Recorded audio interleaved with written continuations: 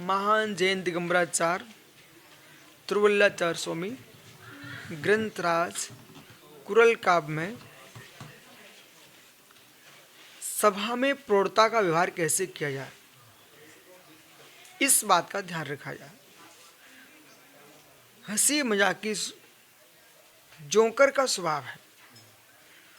Joker जो है ना, राजा का पाठ करे तो जोकरेपना समाप्त है, और राजा जोकर जैसा प्रयोग करे तो राज्य का आनंद समाप्त है।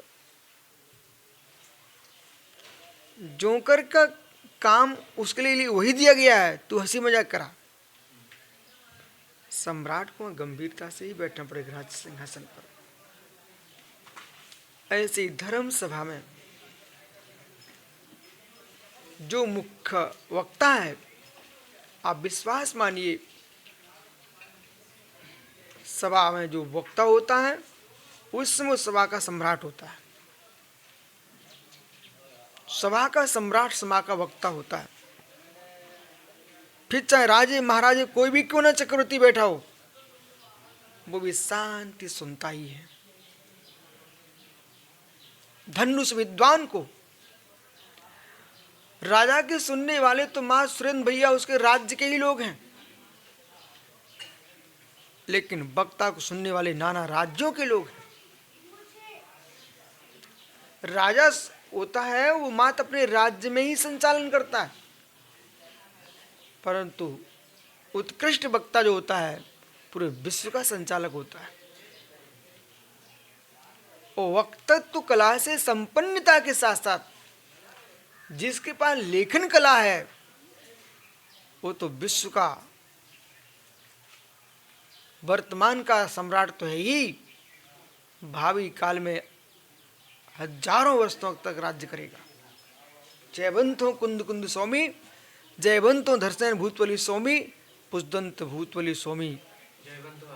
यानी तो मतलब इन आचार्यों ने ऐसा लिखा।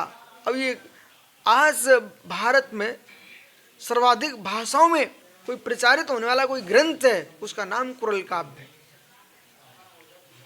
हर संप्रदाय का आदमी इस महान जैन ग्रंथ को अपना ग्रंथ कहने के लिए धन्य समझता है। इसलिए यहां पर कह रहे हैं कि सिद्धांतवादी होना चाहिए, ललक होना चाहिए।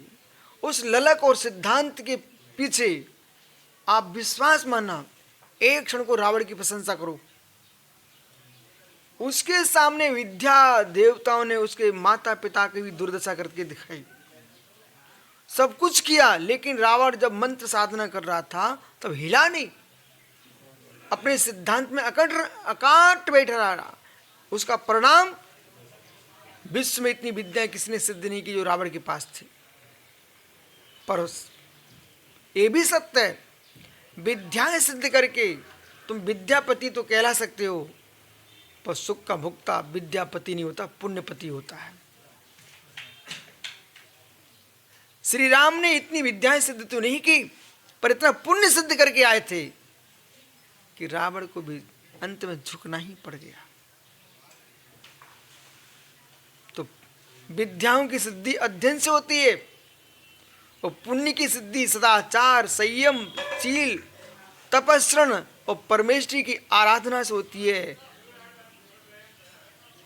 निर्मोह सागर जी, निर्विकल्प जितना मौन रखोगे ना, जितना मौन रखोगे आप, त्रियोग से जैसे आप कुएं से पानी 2 दिन मत निकालो, कुआं भरा मिल जाता है कि झरे फूटी है। ऐसे यदि आपने अपने शब्द समूह को बचा लिया, आपकी प्रज्ञा, ज्ञान, बोलने की क्षमता लबालब भरेगी।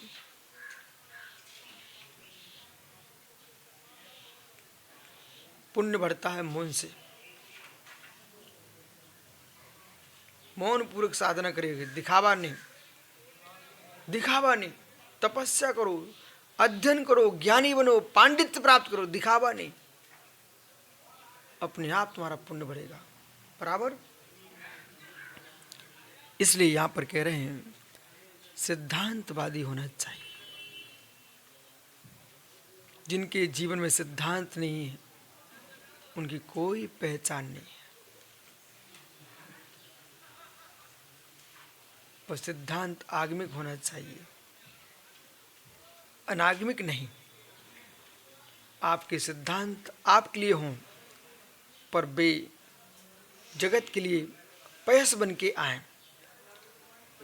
जगत के लिए पयस बन के आए, प्रेरणा नहीं, पयस कह रहा हूं। अमृत बन के आए, पानी बन के आए, जो प्यासे को प्यास बुझा दें। आपके सिद्धांत जहर बन के नहीं आए कि दूसरे को मार दें, क्लेश दें, कष्ट दें। बोले मैं सिद्धांतवादी हूं। तुम विवेकहीन हो, सिद्धांतवादी नहीं हो। सिद्धांतों से यह लोक सुखीमय होता है, पर लोक सुखमय होता है, उसका नाम सिद्धांत होता है।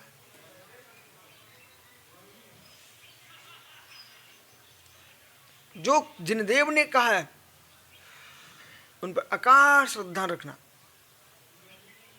मूलाचार में 2 दिन 3 दिन पहले आपने पढ़ा है, जिन्होंने पाप का क्षय किया है, ऐसे अरहंत सिद्ध परमात्मा की मैं भक्ति करता हूं, और जिन शासन श्रुत पर मैं श्रद्धा को प्राप्त होता हूं, मेरे दुखों का क्षय। चक्रेश मित्र, भाग्य ने तुझे स्थान दिया है। हजारों के जाने के बीच में तुमको बचा के रखा है। भैया प्राण प्रिय नहीं है। देव सा गुरु की जो आस्था तुम्हारे भीतर भरी हुई है, कितने लोग डिगाना चाहें, उससे कभी दूर मत होना। बोले मेरी माँ ने दूध 2 आंचल से पिलाया है, पर जिनवाणी माँ ने 4 आंचल पिलाए हैं, उससे हिलने वाला नहीं। श्रद्धा न टूटे, श्रद्धा न टूटे।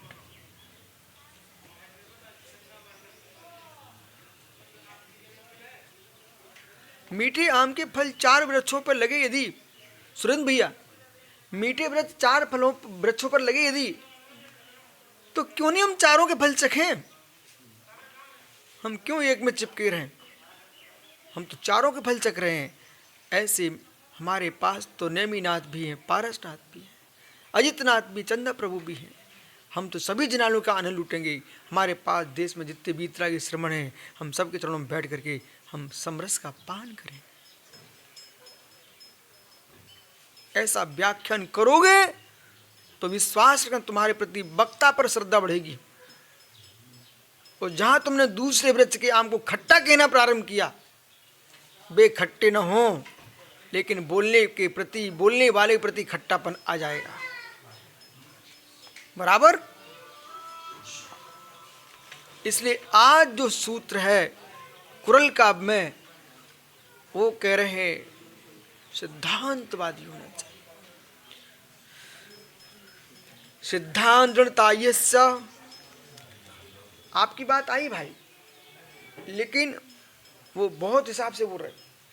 सिद्धांत दृढ़तायस्य, योग्य सागर जी, विश्वास मानो, वे ही आज तक जीवित हैं जाने के बाद, जो सिद्धांतवादी थे।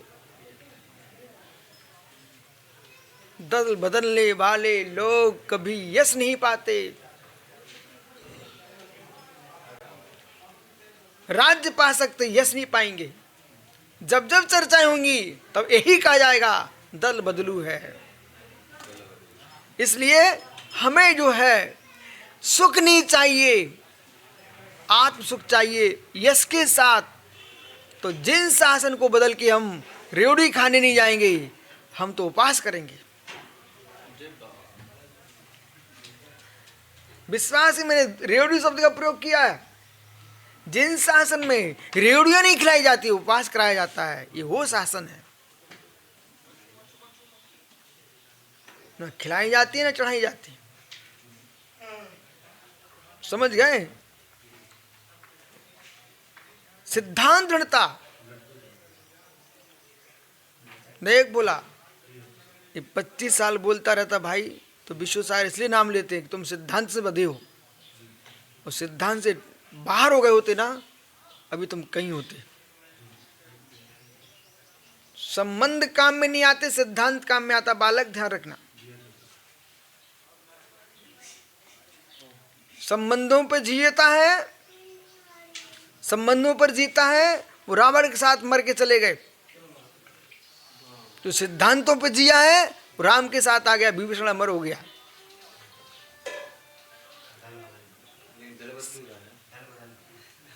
अभी सिद्धांत की बात कर रहे हैं, लेकिन दृढ़ सिद्धांत होना चाहिए। यस राजते विज्ञ संसदी। मार साहब ध्यान से सुनिए, आप टीचर हो।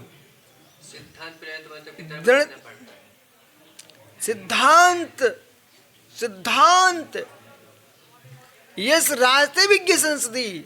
जो व्यक्ति अपने ज्ञानी मनुष्य समुदाय के बीच में अपने सिद्धांतों पर दृढ़ रह सकता है, वह राजते संसदी, विद्वानों की सभा में, विद्वानों की संसदी में, विद्वानों की परिषदी में वो ऐसे शोभायमान होता है जैसे नक्षत्रों के मध्य में चंद्रमा पूर्णमासी का खिला होता है। जो व्यक्ति अपने सिद्धांतों में दृढ़ होता है, ओ बालक भाई, अपने आगम के प्रति दृढ़ है, देवता गुरु पर दृढ़ है और व्याख्यान अपने आगम सिद्धांत से ही बोलता है, महात्मा समत्वशाही विद्वानों में वो चंद्रमा के समान चमकेगा।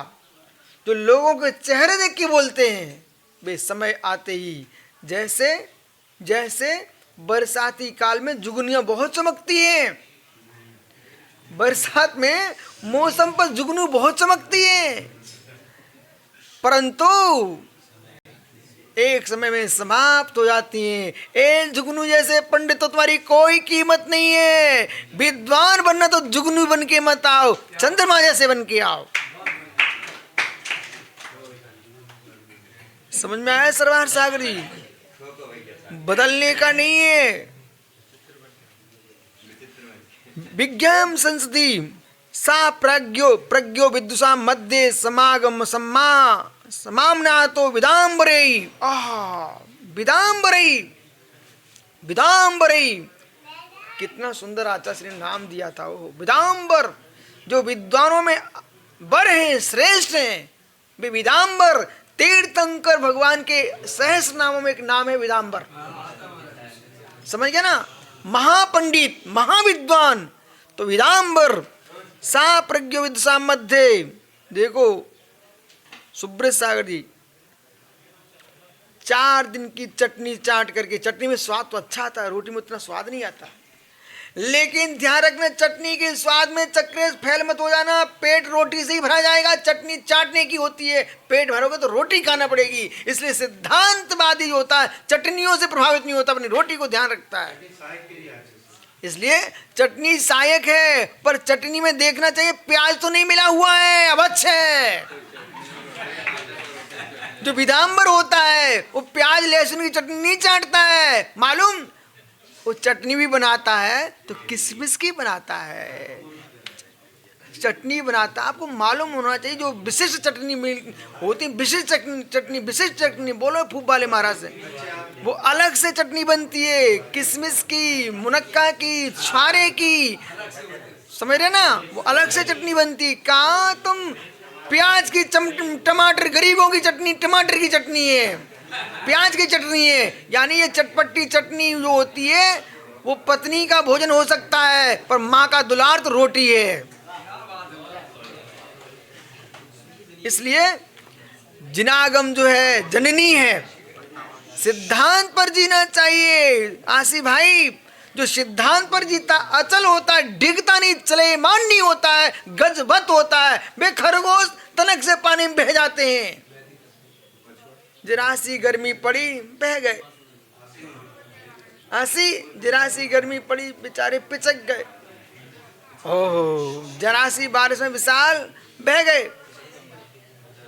परंतु हाथी मालूम, जहां उसने अपने पैर थमा लिए, हजारों धनुष बाण सहन करता है, पर अपने स्वामी के को जिता के रहता है, अपने प्राण दे सकता है, लेकिन मुड़ के नहीं आता है।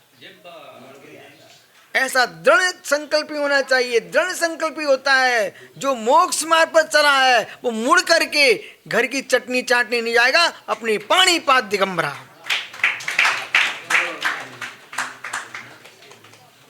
क्या बेगन की भाजी घर में खाने जाए, बेगन ओ प्याज लहसुन की चटनी चाटे गरीब अमीर हो शूद्र लोग,